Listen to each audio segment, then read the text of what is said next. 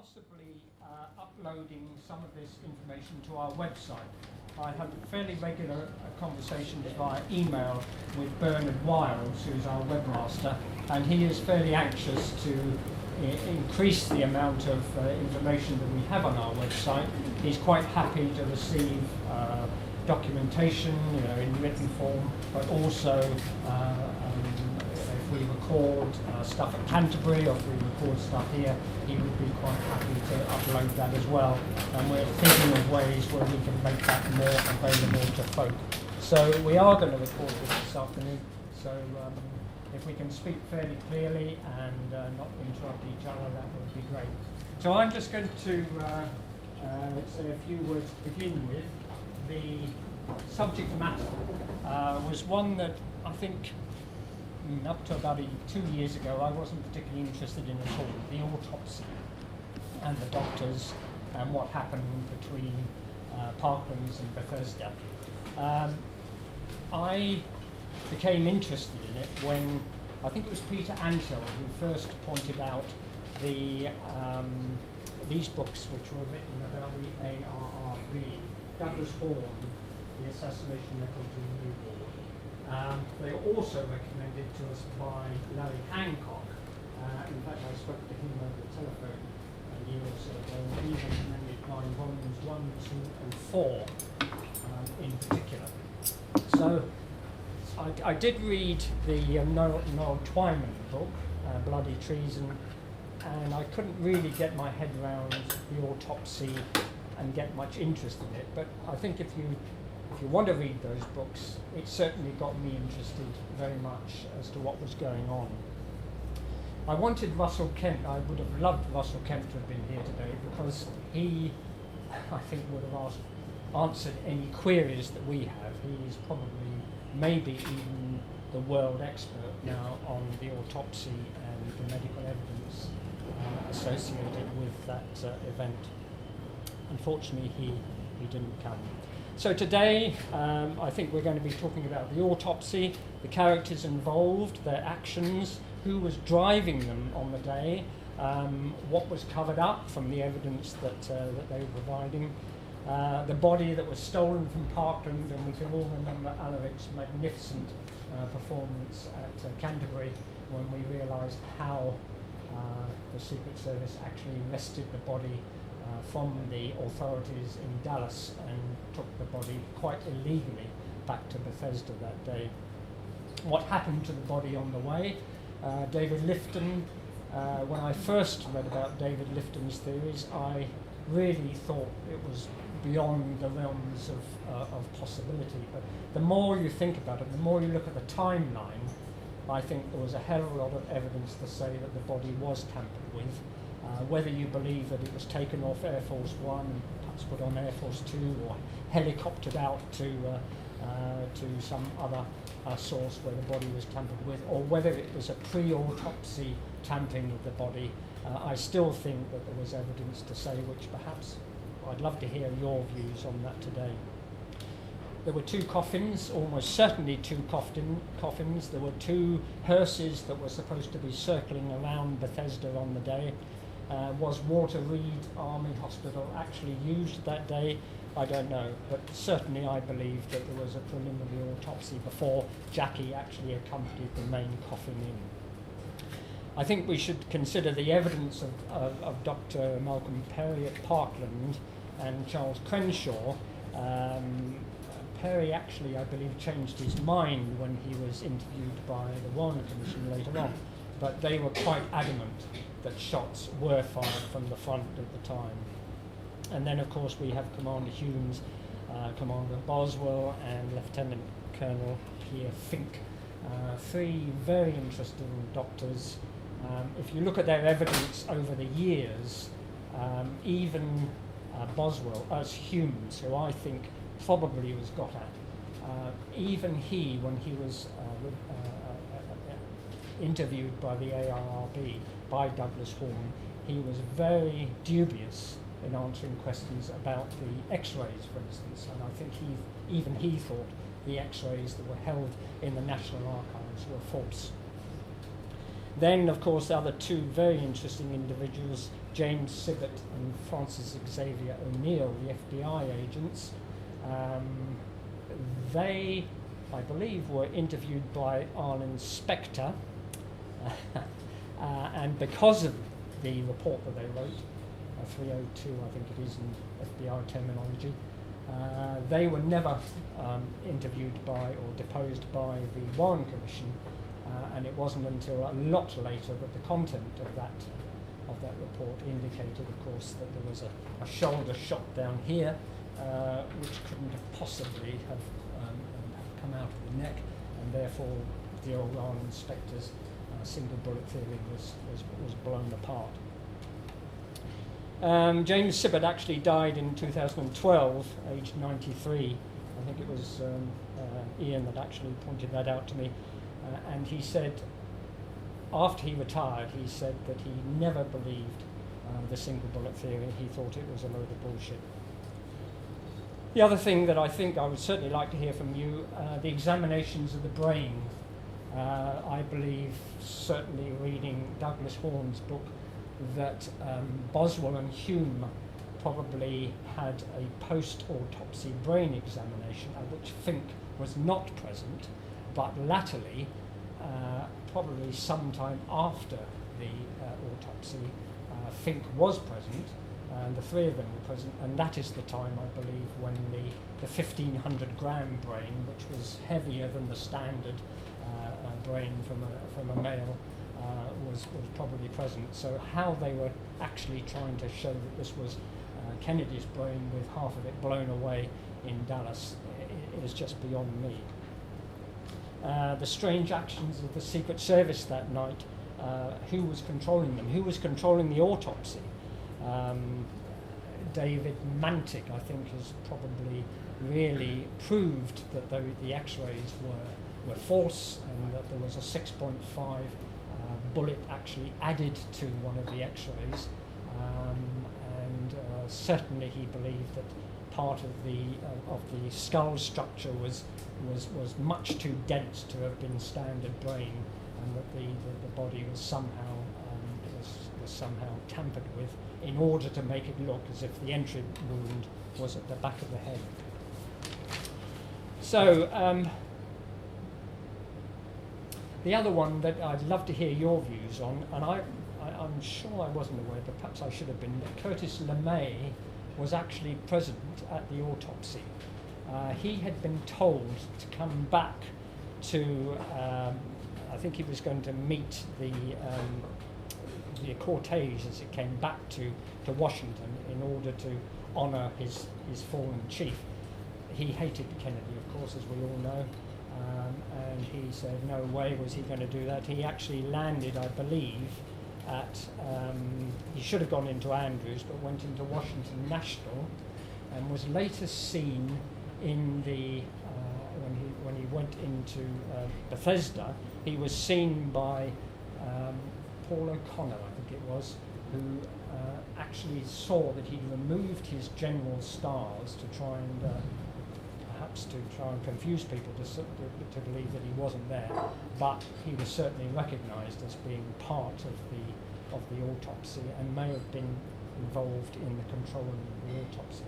So I don't want to spend too long, because this should be an open forum when you can discuss all this.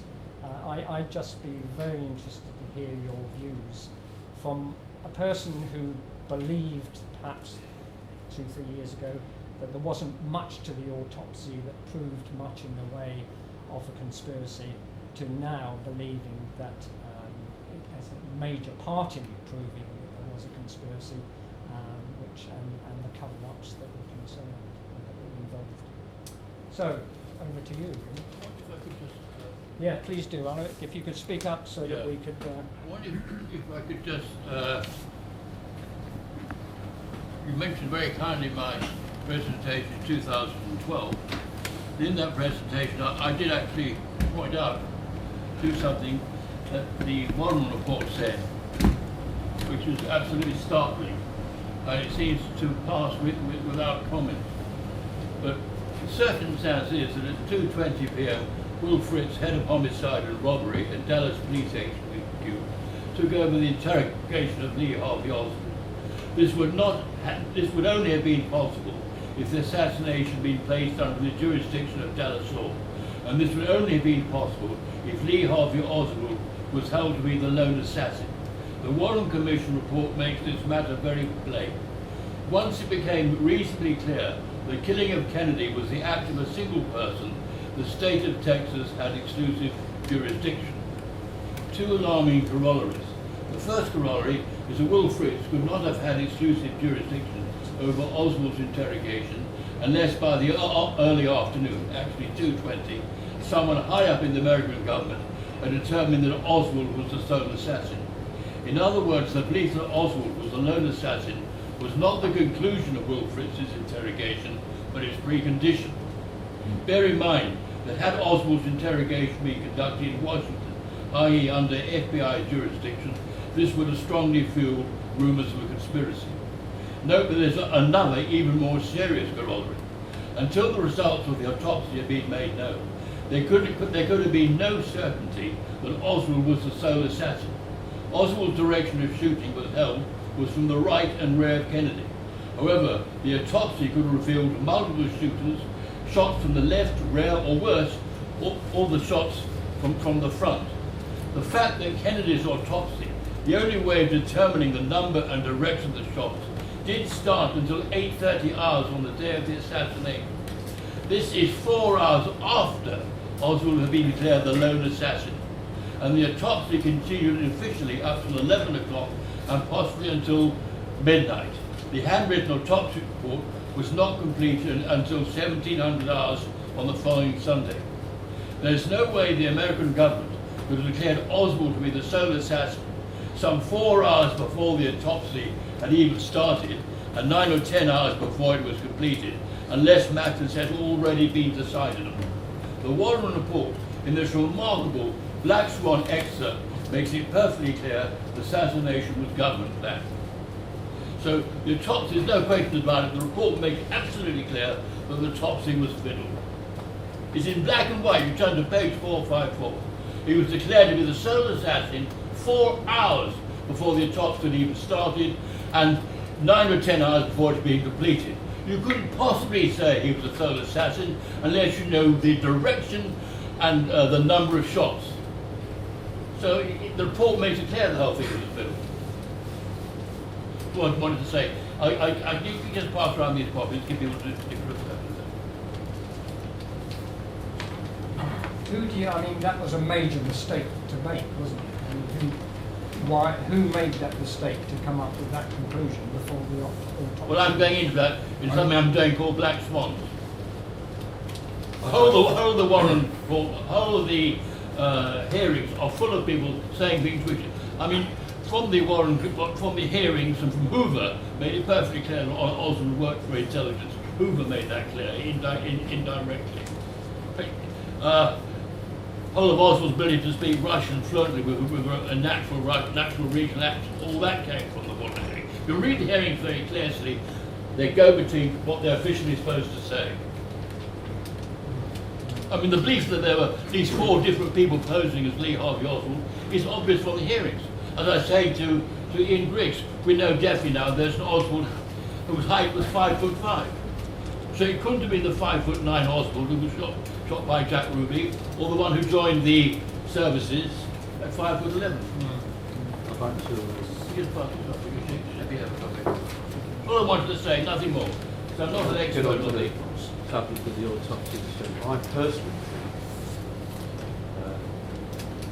that the autopsy was a complete sham. There's some talk about the body being taken to Walter Reed to have some sort of pre-autopsy carried out. I don't believe that happened. I believe the body was taken to Bethesda and the pre-autopsy carried out by Commander Humes. You think he did the... Commander Humes did the pre-autopsy. Commander Humes was involved in the cover-up. Who was pushing him? Who was controlling him? Well, it was obviously the government. It was probably Berkeley. Anybody that was higher up in the government was required just to tell him what was taking place and what was required of him.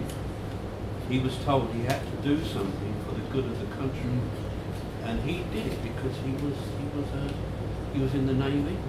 But the important thing to remember that none of the autopsy surgeons, I'll get to speak for a moment, the autopsy was carried out by Commander Hughes, assisted by Boswell, Dr. Boswell.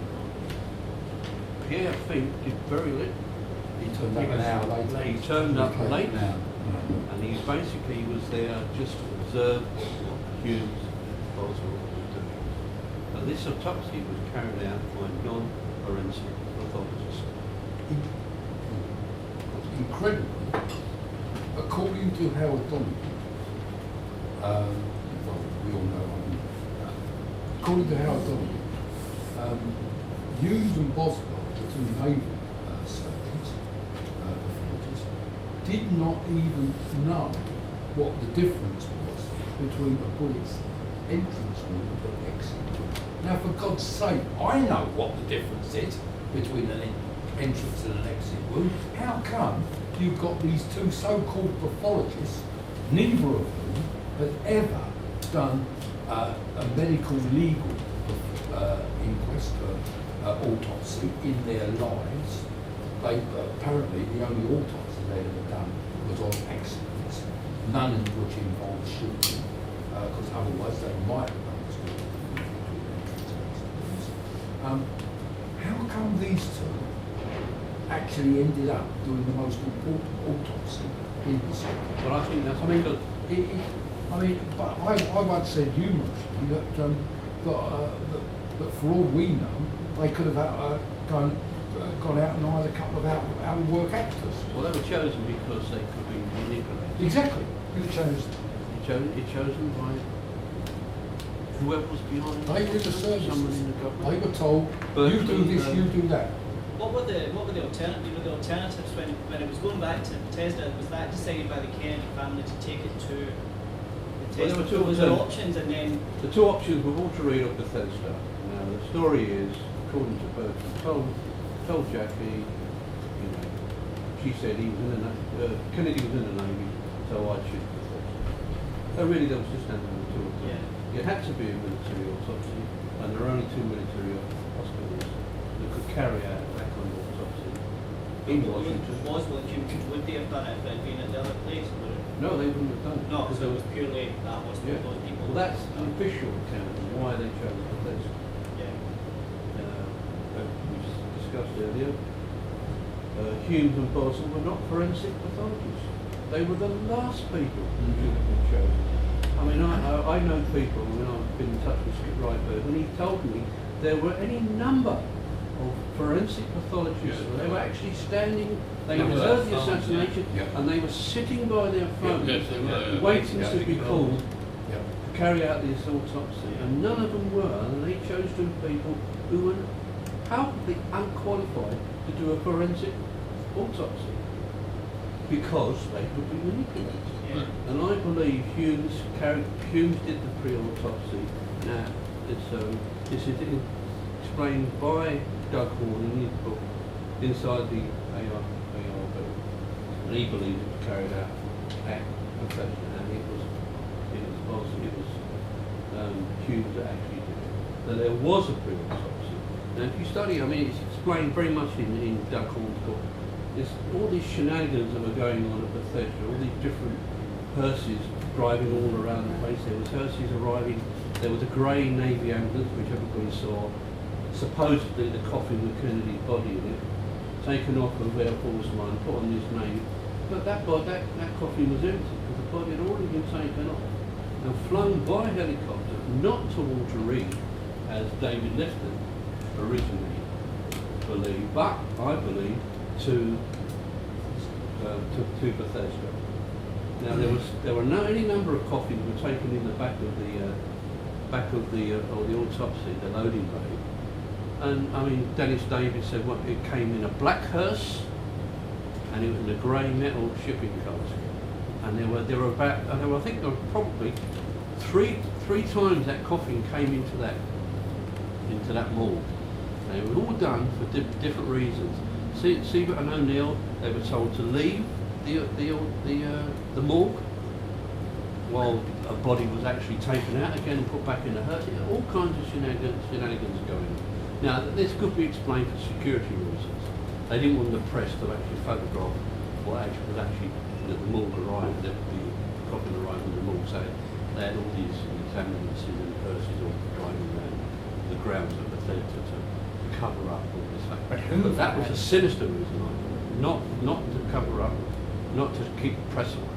But Hoover had said to his two guys, to O'Neill and Simmons, you stick with the body at all times. Yes, but they were told. Do you think they were told to? Hugh was in charge of that autopsy.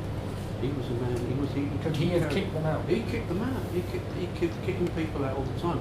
They had X-rays were taken of the Kennedy body. Everybody had to leave because you cannot have people around with X-rays. That's a legitimate reason for leaving the scene of an X-ray being taken. You know, most of them probably had X-rays. No one else is present with an X-ray, so just you and the X-ray technician, and that's what happened.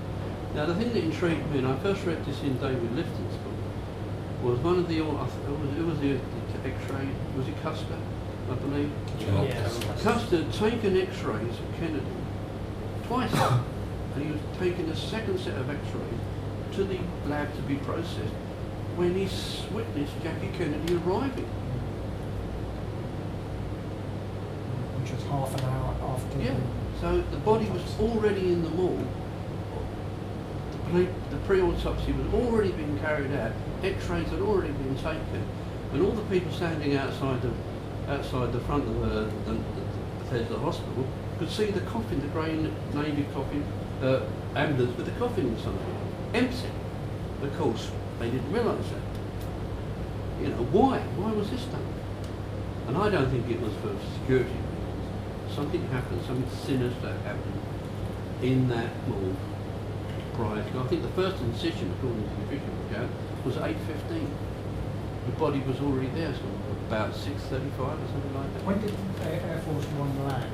Because Air Force Two came in before it. So I think Lifton actually. I think said it was he believed 6:05. that the body was taken off at Dallas while LBJ Well, that's always was being intriguing. sworn in. Why all this absolute rubbish about LBJ being sworn in? LBJ was president the moment that Kennedy died. LBJ took the oath of office in 1961, just before Kennedy did. There was no need to take another oath of office. He was president.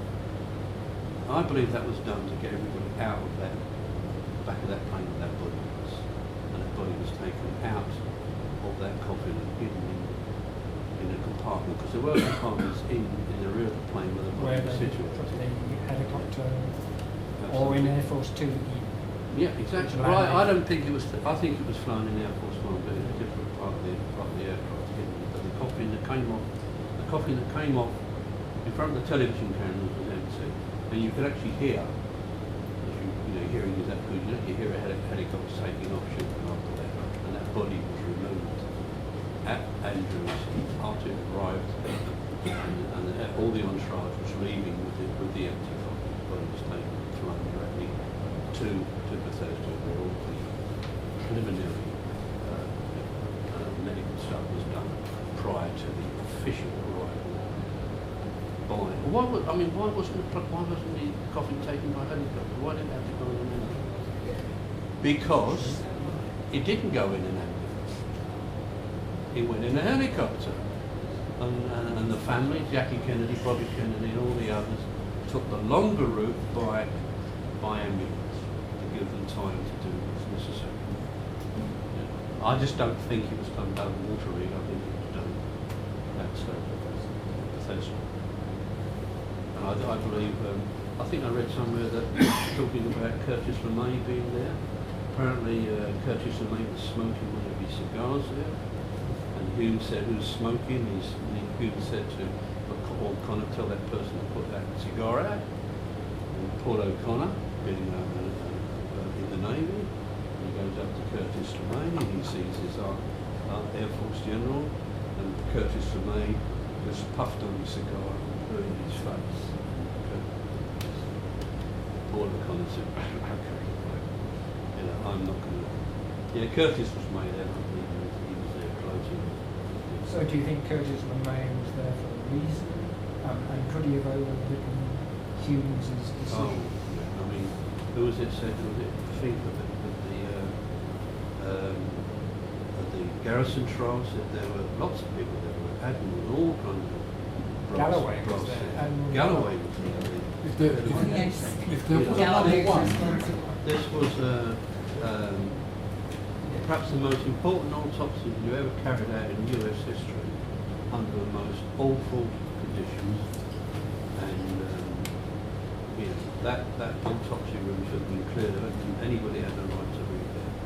And that should have been carried out by forensic authorities, carried out a medical legal autopsy. Not an autopsy, looking for direction of the shot theory. And a report should have been written with that in mind. Yes. And it was not. absolutely. It was not. Because I mean, when you look at the autopsy report, they've got this unbelievable. I've said this before.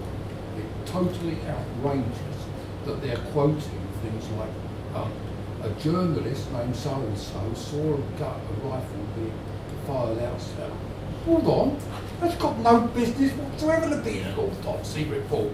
An autopsy report is a purely scientific document to detail the wounds, the injuries and the state of the body. Nothing to do with speculation They whatsoever. shouldn't have been informed on what was supposed to have taken place in Guinea Florence. They should have just had a body on a slab and with their forensic sort of knowledge should have looked at that body and decided based on what they witnessed and the wounds on that body or what they believed happened. It should have been coloured by any other outside opinions. Two points. Sorry. Two points. One is that if there was a number one, somebody you could actually go to and say, he's the number one in this conspiracy, it's LeMay. I'm convinced of that. And secondly, on David Mentic's book, Mentic actually believes that the X-rays were a composite of actual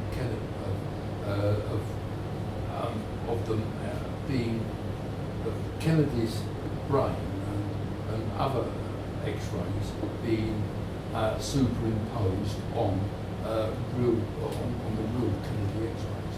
That's what he believes, and he presents in his work. He presents an awful lot of evidence to support that. I would just like to back up what Barry said about the authorities not having no forensic skills. This is absolutely obvious when you read the hearings. Hume just locates the wounds, not in the traditional way by so many distance from the top of the head, so many. He does it by naming various bones in the body, which is unbelievable. I mean, that was you read Tibbetts' autopsy. That's how it's done. That's how the wounds are referred to. He didn't know that. He started referring it to the bone, so many inches from the bone near the ear and that sort of thing. So how should it be done? Well, what you do, what they always do, is lie the body vertically, and then the wound is described as so many inches from the top of the head, and then it's described as so many inches left or right of the centre line, and that's how it's universally done. Now, the fact that he didn't do that is absolutely clear evidence that he had no forensic training. If you look at the autopsy photographs of Catherine Edwards, Jack the What? You look at the autopsy photographs of Catherine Edwards, Jack the Ripper. Yes. And this is what, over 70 years before the Kennedy Yes. assassination. And you'll see that she's got a row of stitches which start here and go all the way down there. That's not the work of the murderer. That is the work of the pathologist in doing exactly what you just said, making incisions in the body, altering the body as such, in order to carry out the autopsy. Yeah. And then stitching it back up. That was 1888. I think they do what they call a Y incision. Don't they? Yeah. where Yeah, it's now, down yeah, so like it that gets and then like peeled that. back. So they Yeah. can, Yeah, that's that way. Exposed to the heart. that way? Yeah. That way? Yeah, Oh, well. yeah. And that's universal. At least there is a picture of Too him. many You CSIs. see it on CSI. Yeah. You do. Just one thing which I didn't really realise until recently, that the ghost pictures of the Kennedy body, that the eyeball was painted in, so to speak, because actually they were trying to protect the fact that the eye was blown out, and therefore they had to make it look as if his eye was properly. Was this Mantic's investigatory work? I can't remember whose work but it has been done in the last 10 years to show, which is why it doesn't look, when you look at those photos, you know, there is something slightly, when you see the Kennedy head of the eye, it doesn't look right, and then you can appreciate why, because it's I mean, what's the norm? Who was the guy? Stringer, wasn't it? Who was taking the ordinary photographs? I think he took the photographs in colour state to the ARRB. Those photographs were handed over to the Secret Service. Would, under normal circumstances, would he have been responsible for developing those? Yes, he would have been. He should have been. Stringer handed them over to the Secret Service, and the Secret Service processed them. He had to hand over every single piece of film, unexposed, or all of his slide things that he uses to take the picture, because they were done on 5x4 to shoot a film either side on the back of the camera. All of those, even the ones he hadn't exposed, all handed to the Secret Service, and they took them off the process. And should all of those appeared in the archives afterwards, or Yes, there are some. would humans have said, we'll have that one, that one, that one, that actually we can forget those, or should they all have appeared and been? I mean, because it went eventually to Robert Kennedy. He took over most of this stuff, didn't he? Via Well, he took over not only those, he took over the slide thing, the various the microscopic thing that and also most importantly, he took over the brain. Well, which brain? Which is now He took over. I believe he took over Kennedy's brain. The real one. I believe the brain was examined shortly afterwards. Obviously, was not Kennedy's brain, because you can't have a brain that's 1,500 grams, but half of it has been blown out of his head. I mean, that's ridiculous. Yeah. And that is actually in the autopsy. The body, his brain weighs 1,500 grams. How can it? That's larger than the average. And that was in the autopsy report. It's actually in the autopsy. The brain weighs 1,500 grams. Unless, of course, it's been infused by, formaldehyde solution and the actual liquid makes it heavier. But even, it's just wrong. That itself is a single, clue to something's not quite right. But the department doctors were saying that a third of the brain had been blown away. Absolutely. All over. They washed the limousine out in Dallas, and you can still see photographs in existence which still shows brain matter and blood and everything. It's still in that limousine. Look at Secret Service's performance in this and take it all the way back to before the actual assassination. Now, you've got protection removed from Kennedy's the cover was removed from the car, so it was an open car. Then the Secret Service protection around the car itself was removed. Then the police outriders were told, no, you mustn't travel to the sides of the car. You've got to travel behind the car. In other words, this was absolutely set up for any assassins. The 112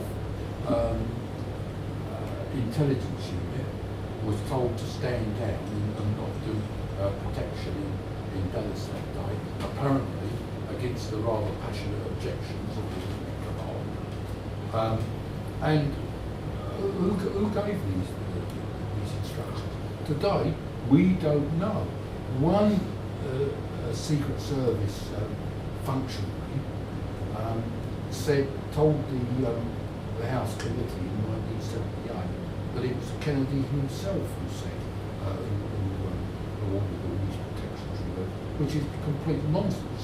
Because what Kennedy actually said to Jackie as they set out from the airport to go for Dulles was, well, we're heading into nut country today, and all the Secret Service detail around some of the Secret Service detail who were actually interviewed by the House Committee on the assassinations adamantly denied that Kennedy had said any such thing, and nobody has actually been able to pinpoint who gave those instructions. Then you've got as Alex just said, as soon as they attempted, the Secret Service forced their way on the plane with Kennedy's body, and were quite prepared to use force against the Texas judge who tried to stop them, even though he had legal right to take control of the body and carry out the autopsy in Texas. Then they cleaned the car very thoroughly, totally against, even in 1963, that was wholly inimical to any form of forensic investigation, even in those days. And yet they cleaned the car out very, very thoroughly, trying to clean the body, any bullet fragments apart from those we know about, and any other bullets, pristine bullets, are simply swept away. Connolly's, I'm just going to say, Connolly's clothes were sent to the Queen. Yes. Yeah. And this is the is there a case here to be made against the Secret Service? Because there's an awful lot of things that are adding up. 1, 2, 3, 4. They can't all be accidents. They can't all be incompetence. But this is 10 minutes after the assassination, after they arrived at Parklands. So even LBJ was not in a position at that point to issue official instructions on what the Secret Service should be doing in order to cover up. Who was driving the Secret Service at that point in time? Well, perhaps it was Rowley. But remember, the boss of the Secret Service, remember, Kennedy wasn't exactly much liked by the Secret Service. It was he who insisted on them having the first black member of the Secret Service, which they virulently did not want. They were a bunch of, like most law enforcement in the 60s in the States, they were very much racist, and they didn't want, Bolton. They definitely did not want Bolton on the Secret Service detail. But Kennedy had told them, not only are you having, but you'll treat them with respect. Later, of course, they framed him. Yes. Well, he said that there was an assassination attempt In Chicago, and provided good evidence. But of course they went out drinking in Fort Worth the night before. But the interesting thing about that, the ones that were drinking were not LBGJs and didn't include Lincoln. No. So it was just Kennedy's secrets of who were, they were set up, call bills recording, and some of the addresses from the carousel that came over. And they were still drinking till 5. Yeah, So so- effectively they went to work drunk. But as I said, the ones that weren't drinking, and they weren't clean things, junk food, because it was and LBJs didn't know either. The young bloke was one of the only ones to react, of course, in the day when he covered LBJ's body, as he should have done. Well, the interesting thing about Youngblood is that LBJ lied. LBJ claims that Youngblood leapt over and pinned him down, which is complete fabrication, because there's no way that there was space for that. And if you read Youngblood's account of it, he was very confused, to the point, it's quite clever psychology, that he actually started believing LBJ's story. Because if your boss is telling you you're a hero in the case of such a an event like that, you then start questioning whether you did it or not. And Youngblood said, well, I don't know why you would have given me an award, because really I didn't do anything. And in fact, I got 2 awards. LBJ just, that wasn't just the first one. Youngblood then actually went to work for Nixon. Continued working for Didn't LBJ duck? He was already down, and you know, there's the classic photo which goes to prove that he knew it was coming, because he was already down in the back of the seat when his wife was at the front. I mean, if you read Ralph Yarborough's, gives a lot of detail, you can understand why LBJ, he was obviously a large, tall man, so it's obvious that he crashed down for some reason listening to a radio. And you're supposed to have been ducking down Crouched and down listening to a radio. Who was it that reported that? Because that was about sort of 3 minutes before they reached the plaza. Yes, that he was yeah. beginning to get agitated. Yes. I mean, who was it that reported that? Was that Well, Yarborough. Yarborough? Yes, Yarborough. And obviously Yarborough also. Yarborough was the one who was it Gordon Arnold who claimed that the shots had come over his shoulder. Yarborough said there's a man Yeah. who's experienced combat. Exactly. And Yarborough also Smelled it. smelled it. I mean, called up? Yeah. so he's very useful witness. The other interesting thing as well, the Willie Somerset prophecy wasn't passed on to the Dallas office, it was passed on to every Secret Service branch, but not Dallas. It doesn't surprise me. Though whether the people who were guarding Kennedy, they wouldn't report to the Dallas office anyway, would they? They'd be Washington, I guess.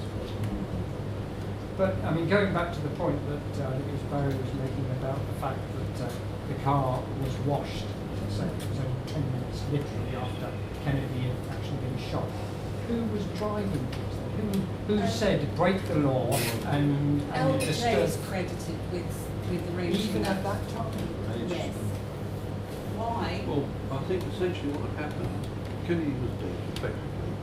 When they took him out of the limousine, they could see him out. And immediately, from that moment on, all of the Secret Service were then aligned to Johnson. Because their job was to protect the president, who at that time was now Johnson. But not to destroy a crime scene. They'll do whatever they're told. Yeah, but that's what I'm saying. Who was it? LBJ who actually said to them? Well, are you asking who told them to clean out? Yeah, as an example. Well, Because that's 10 minutes after the It could have assassination. just been instinctive, though. He didn't even know. Maybe they didn't need. Maybe But that's you the could same argue as that. taking the body then. You know, that didn't happen that long after. And it, you know, it seemed You to could be that argue they had the just case. decided almost upon themselves that it was going back. I was That just has going to say, to you come- could argue somebody the has to- case somebody that And they must have been pushed Yeah. driving. they did it so that there would be no photographs taken. You know, because okay, you switch from one. This. I mean, I'm not suggesting that all Secret Service agents were totally innocent, but there were people there that their job was to protect the president. The president of the United States was dead, and they failed.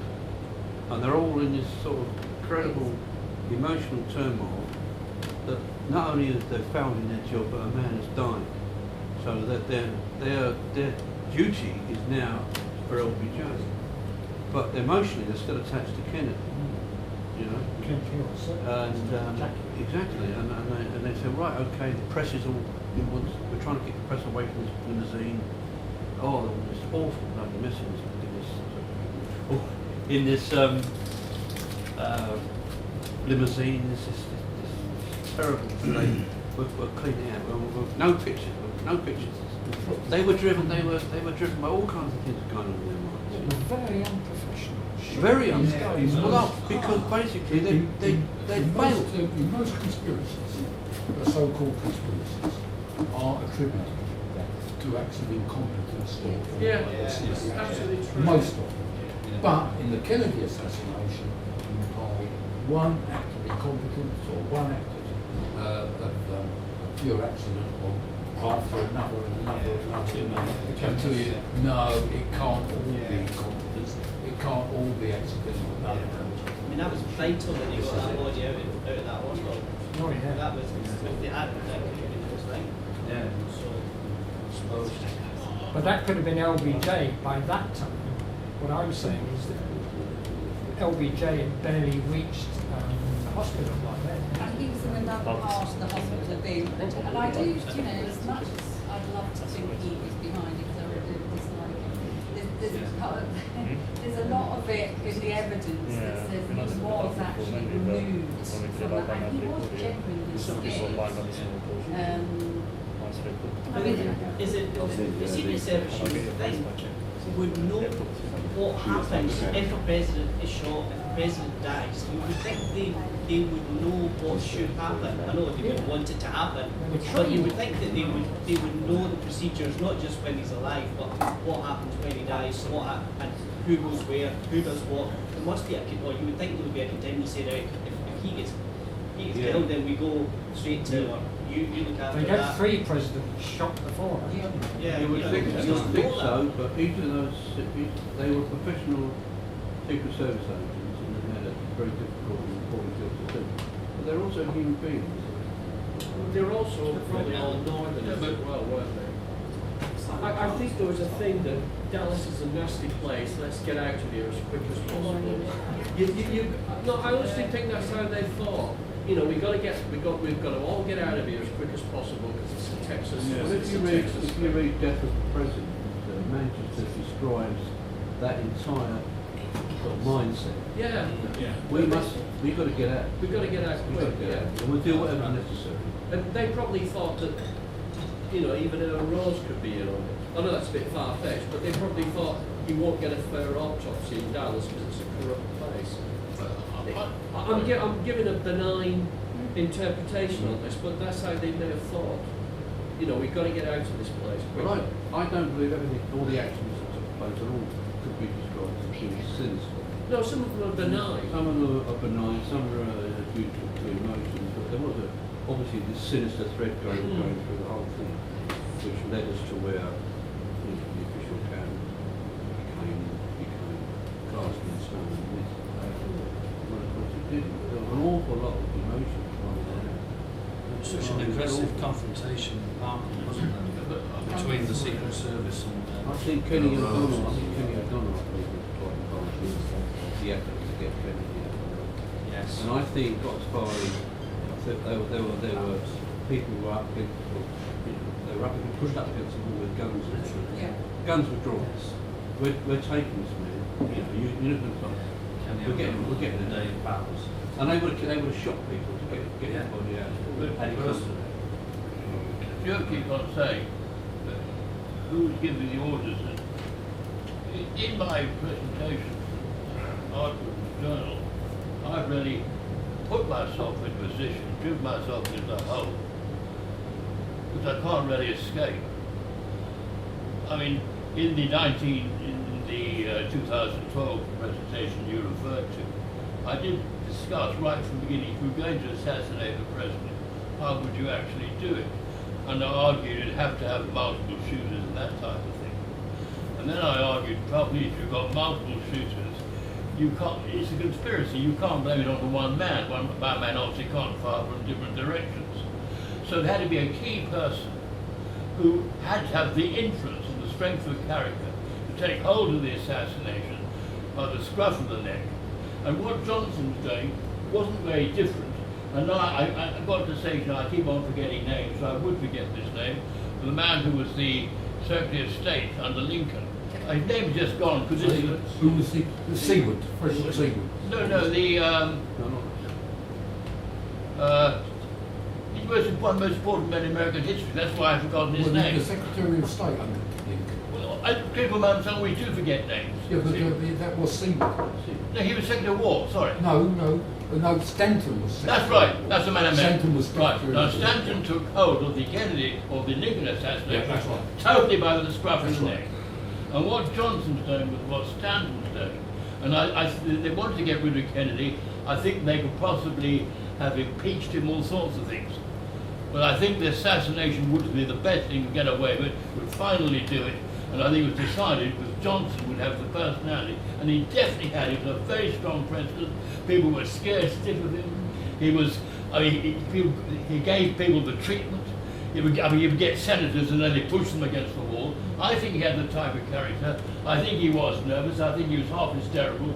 In the plane, he was caught sobbing. His mind, because he's on an absolutely desperate situation. But you've got to, I've driven myself into a corner because, you see, I mean, in the last presentation I gave, Will Fritz, he was expecting the gun they're going to discover was a Mauser. So they knew about it. I personally believe that, in fact, everybody knew it was a conspiracy. That's my feeling.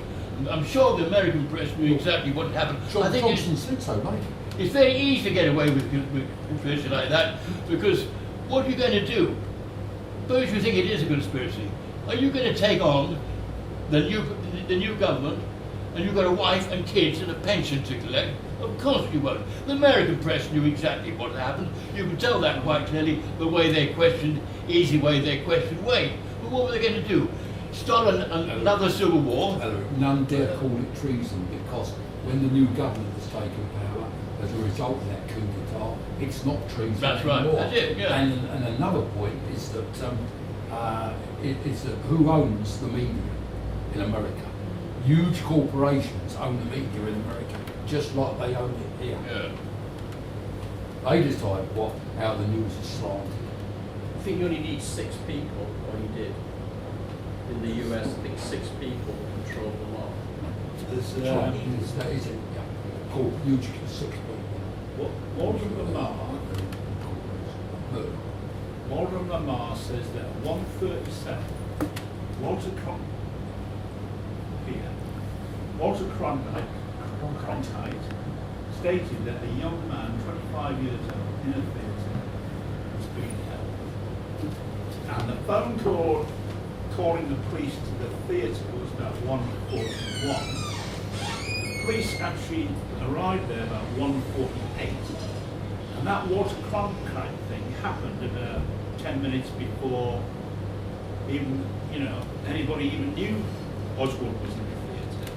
So I think the switch at the hospital is connected to the switch in the Texas theatre, where a guy came out the back, went away in a car with license plates that were connected to the CIA station in Miami.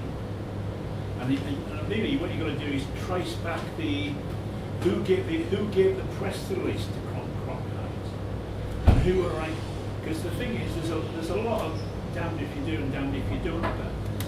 The family wanted Kennedy out of Dallas, and he'd been in the Navy, so they wanted him out. And to actually do a whole switch, you have to know that was going to happen beforehand, you know what I mean?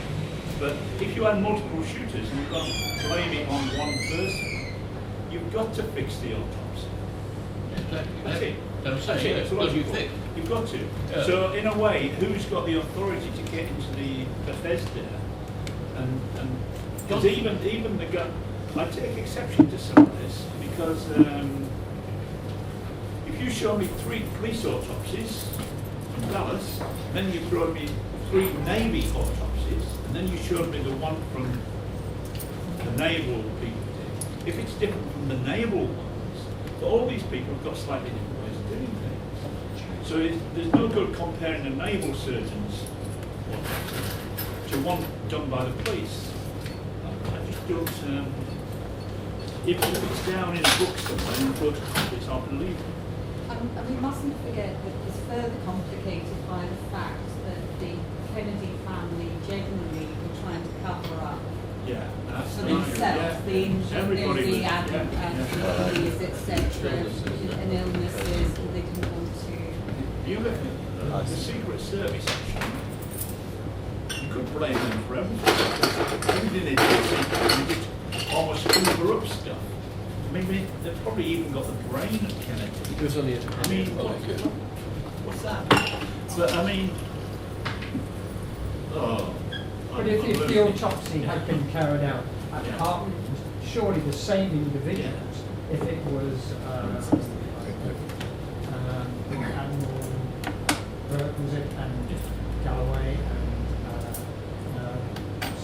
senior in the Secret Service who was driving this, they could still have controlled the output of the order. Could they though? But they would have had to have put up. With civilian doctors. But they would have had to have put, not only civilian doctors, they would have had to put up to the Texas authorities, who themselves would have insisted that they were in control, Yeah. not them. Yeah, you see. Political conspiracy to have any consequence. They had to get out of Dallas, back to Washington, where they could control every event after, which is exactly what they did. And they would have done it, they would have killed people to get out of there. Who is it that normally determines who the pathologist that takes up the, is it the DA or? Well, there's actually a legal thing here, because in 1963, a lot of people know this, but for people that don't, 1963, the death of the president was It wasn't a federal offence. It wasn't. The death of a postman, if you had shot a postman, that's a federal offence. And the law was changed, so really, taking it out of Dallas was illegal. Yes. Illegal. So theoretically, it's an illegal autopsy. Absolutely. And it should have been done by Rose in Dallas. Absolutely. If I could add a footnote to that, that is correct, but the key thing is, if the president was shot, it wasn't a conspiracy, then it was Dallas. But if it was felt to be a conspiracy, it was Washington. Because if it's a conspiracy, it could be a threat to the federal government. If the president is shot by some nutcase, then it's no threat to the federal government. And that means it's entirely a Dallas thing.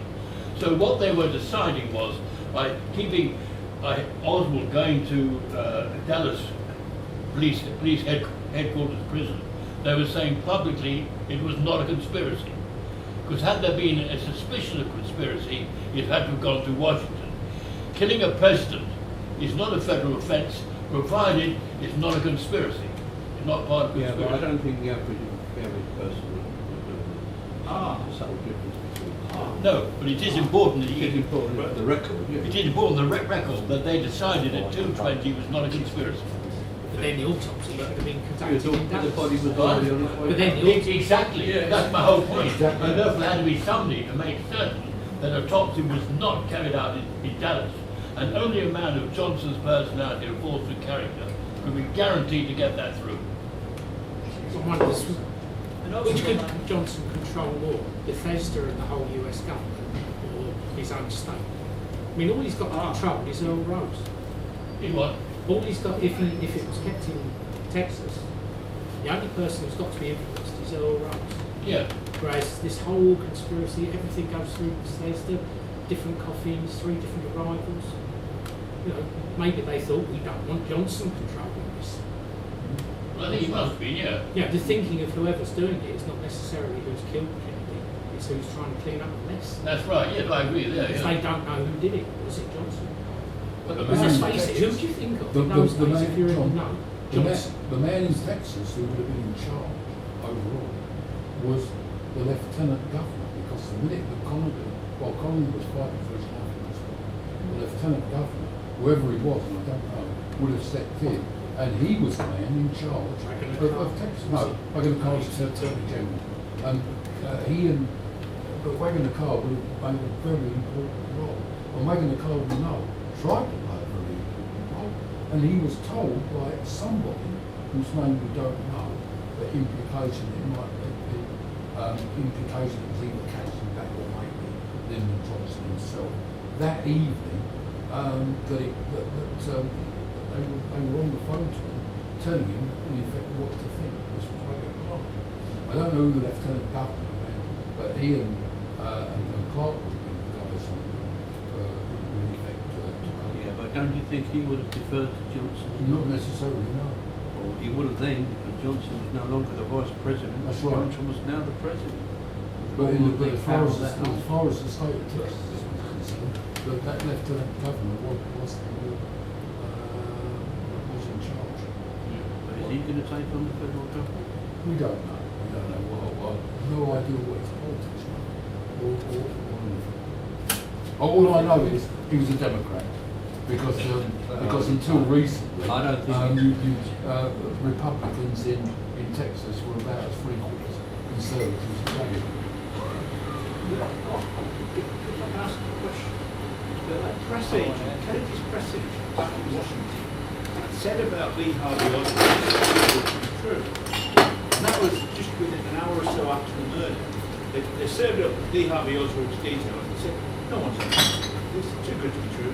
But they went ahead with it. J. Edgar Hoover actually told people at one point that afternoon it was one person. And after that, that was the story that the public was going to guess. And nobody was interested in investigating the crime, apart from a few people who were on target.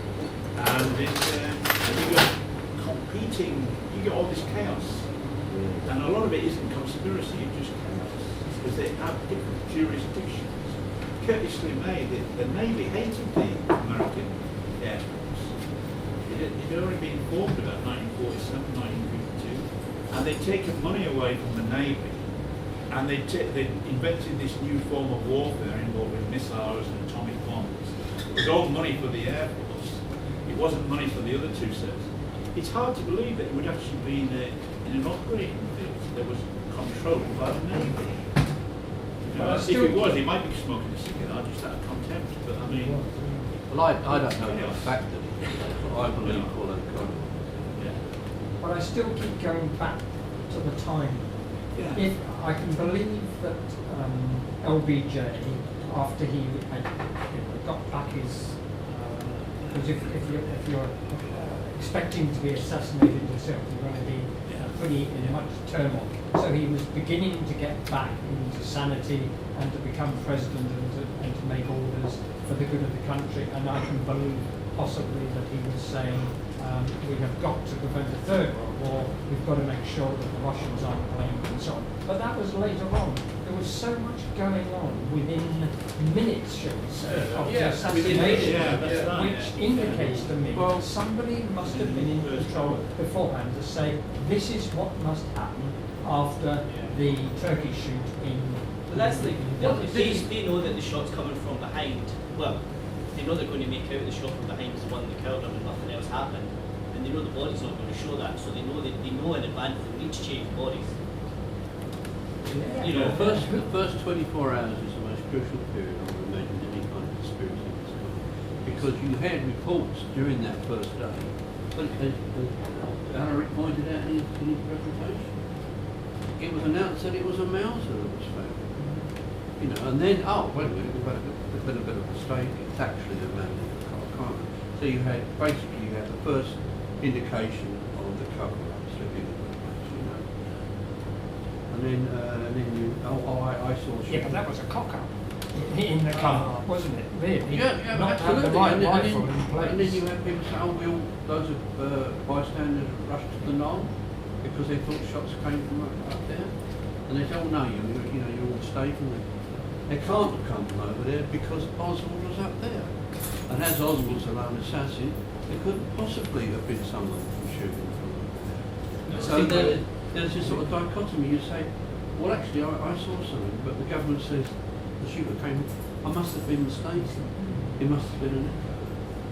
So you start thinking, did I imagine it? And of course, your initial reaction, no, someone's over there shooting. I can see a gun yeah, but I don't think I've gone towards them. I think they were all running to get a view over Stevens Freeway to see what would happen. Because I thought, if I thought shots were coming from there, I would stay here. I wouldn't run towards them. Yeah, because if you're a witness, that's a valid point, yes, but what I'm saying, the initial reactions are, I saw someone, I heard someone, and then you start reading the newspaper reports, you start seeing the television accounts, you start reading the official accounts, and you say, the government can't. all evidence after the first 24 hours. They have all the resources to investigate and see. What I saw must be wrong. Of course, what you saw... I guess there were less shots fired than I thought. Yeah, classic.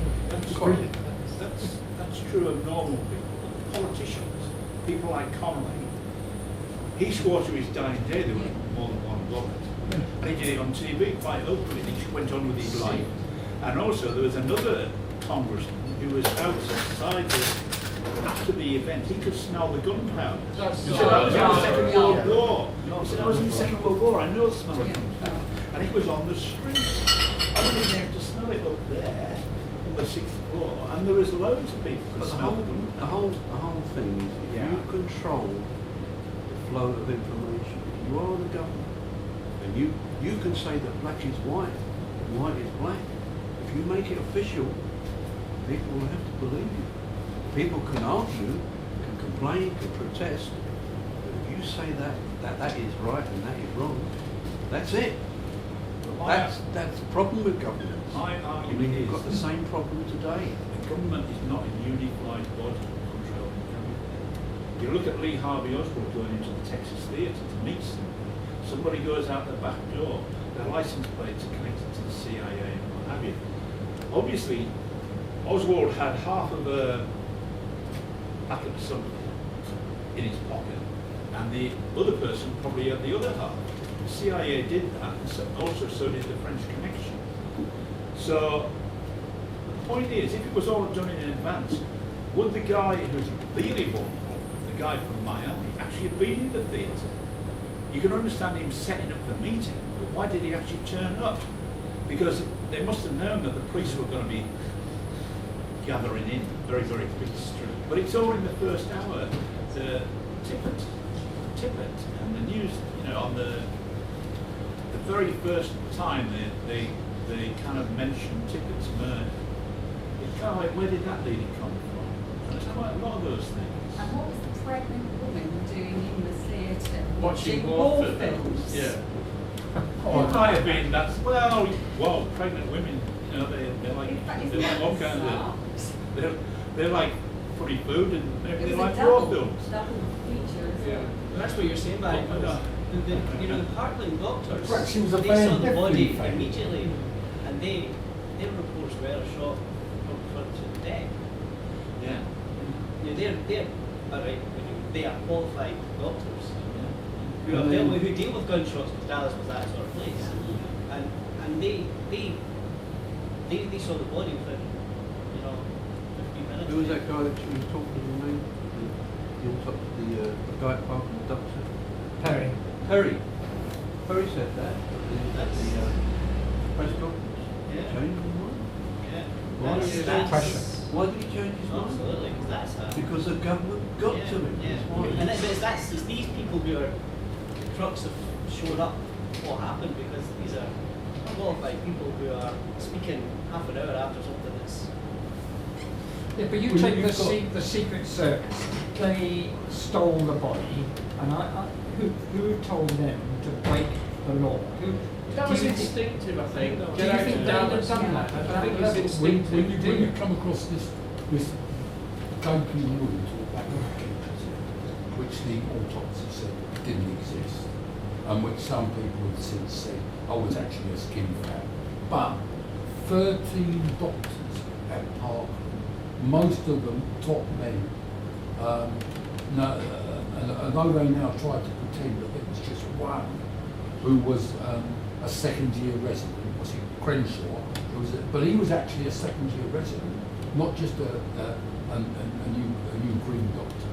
But the other 12 were all experienced surgeons, and there were 13 of them, and each individually saw that wound. And then later, about 15 years later, they got 4 of them together again and showed them what were these purported to be the autopsy photos, and the 4 of them said, well, if those are the photos of Kennedy's, then we must have been mistaken. But obviously enormous pressure was put on them. But one guy, a very senior surgeon, a professor, Professor Bashir Fuad, I think it was. They also tried it on him, and showed him, and he said, "These are phonies. That's not what I saw. Go away."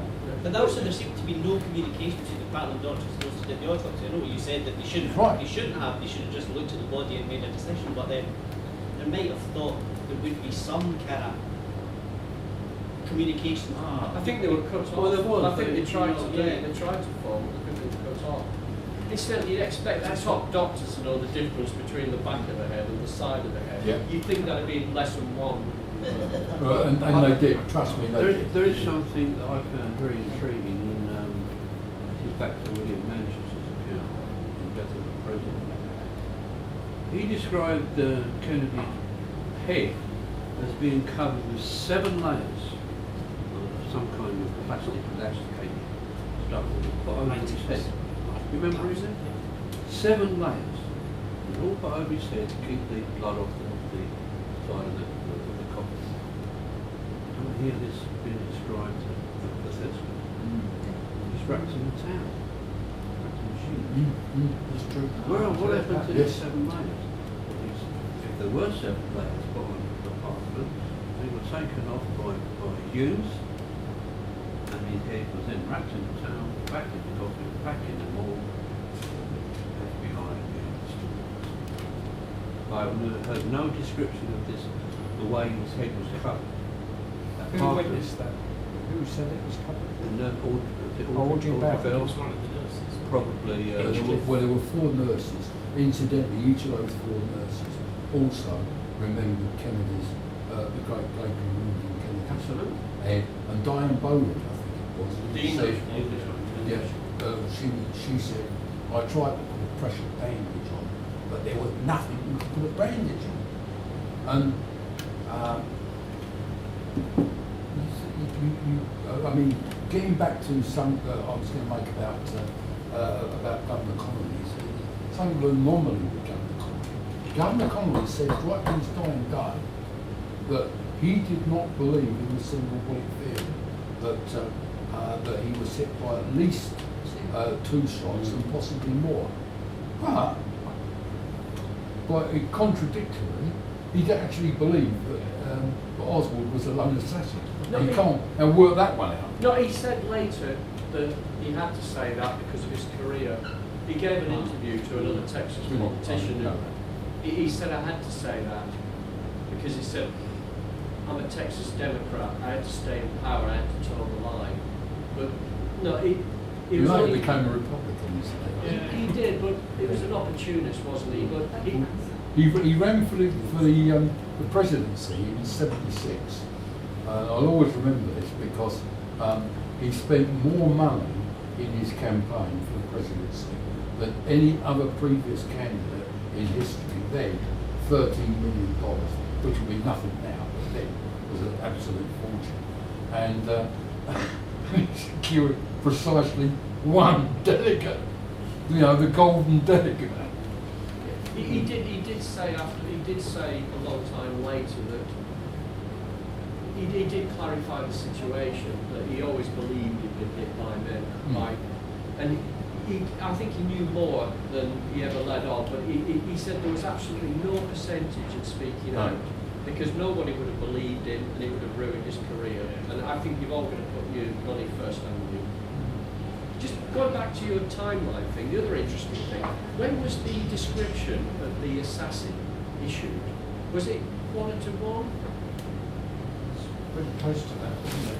Because This there's, was very early on. I mean, a few people have made the point you couldn't possibly have given out Oswald's description at the time it was given out.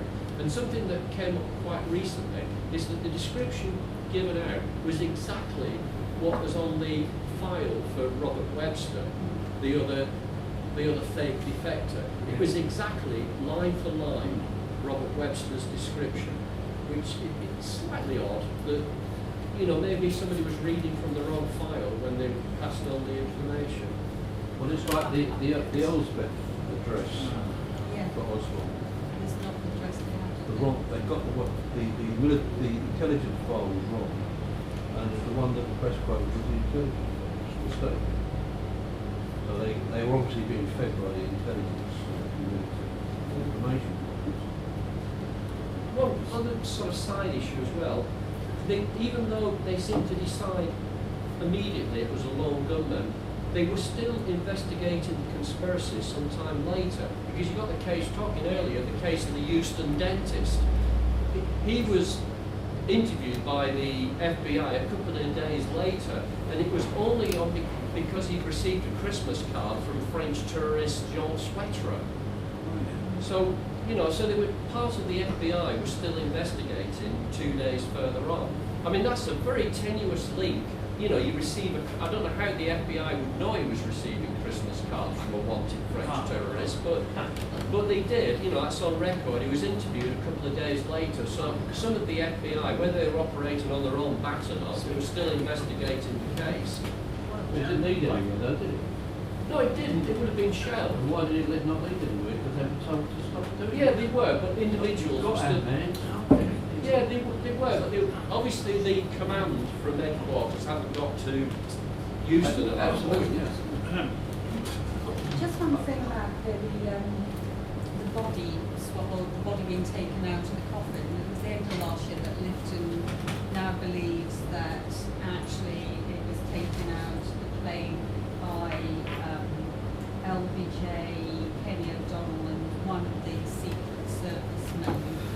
They had a photo found of a ramp which was at the other side of the aircraft. So we found a photographer who had taken a picture, and though he'd been approached and his shot and his photo was taken off him, they still had his shot showing that that was probably the way it was taken out, contrary to just being taken out under the horns. Now, I can believe that in the sense that somebody like Kenny O'Donnell would be easily coerced into believing that Earl Rose would come screaming along with Texan officials to try and reclaim the body as quickly as possible. So he might thought for the protection of his friends that the body should be helicoptered out as quickly as Well, I would possible. imagine there were a lot of people that were drawn into the conspiracy for what they believed was the right reasons. You know, they were parties to this conspiracy without realising the extent of it. So And I think Kenny O'Donnell is a perfect example if that's true, and I believe that makes sense, to be honest. LJ went and changed his shirt, but then if he was going to be sworn, you could argue, well, perhaps he was just sweating around and needed to change his shirt. But they say actually he needed to change it because he had blood on it from the help the body out. Talking about Donald and Powell, they changed their testimony. Yes. He did. They changed their testimony because they didn't want to rock the boat. Yeah, they were told. And the family. Men came to see them and said, "Don't rock the boat." Yeah. You know, they ordered was it not they ordered a really fancy coffin from that O'Neill's funeral home for the body, and then realised they couldn't get it on the plane. Again, that could just be a genuine. But again, it seems odd, you know, it's thinking, you know, you don't think clearly, you think, well, obviously this body's got to get on this plane, you know, what, how could they couldn't do that? You know, well, surely they would put it in. Was the decision really should have went in the hole, you know, it should have went in luggage. Would that not be, well, that's where most bodies are. Jackie want to be near it or something? Yeah, they sat with it. Most bodies, yeah. So maybe that was just the reason that they then. Well, they did break some of the hand and so But just, you know, what would the normal course of events, the body well, there was. would have, I know it's not, but Well, would it's have not went. precedent, was it? Yeah, well, that's the thing, but would have went, you know, you wouldn't put a body on. They did, and they all sat round, didn't they? This Kenny O'Donnell said they all sat round drinking. They all sat around. Very interesting, isn't it? Go back to William Manchester's account. Yes, Absolutely absolutely. striking. Manchester. They were all drinking themselves silly, Yeah. but they all remained sober because it was Yeah. there was such an enormous effect on talking about the Kennedy launcher. They were all drinking whiskey, neat whiskey, and they Sat were around drinking the throughout the coffee, weren't entire flight back to Washington. But they all got off that plane stone cold sober. So I can't remember who it was, but it was several years since I read the Manchester book, but there was something that always stuck in my mind about it, about how heavy the coffin was. I know it wasn't a particularly heavy coffin because it was got granite and it had metal handles at the time they were trying to lift it up. But there was one of the coffin bearers who was like a hardly known or quoted person who says in Manchester later that he was amazed because he helped take the coffin off the other side, how much lighter it was when they took it off, and he put that down to the fact of adrenaline, but actually it should have been the other way around. If you think adrenaline makes you stronger. Well, that- It should have been that it should have been lighter when you were Well, that's lifting it circum- up rather than taking it off. That's circumstantial. But that's because it didn't have a body in it. Absolutely. But it was sometime later that I, you know when those things sort of lodge in your head and you think one down would make sense of that remark. And then when I found out about Billy's body swap, that remark made perfect sense. Well, I could imagine there's lots of observations on just described where people just Yeah. thought, oh, that's strange, Yeah. and then thought no more of it. Yeah. You then come those together, Yeah. and bearing in mind what we didn't believe is that I didn't know what happened. The cover up itself, particularly about the autopsy. You link all that together, and it all begins to make sense. Yeah. I mean, people just see a little glimpse of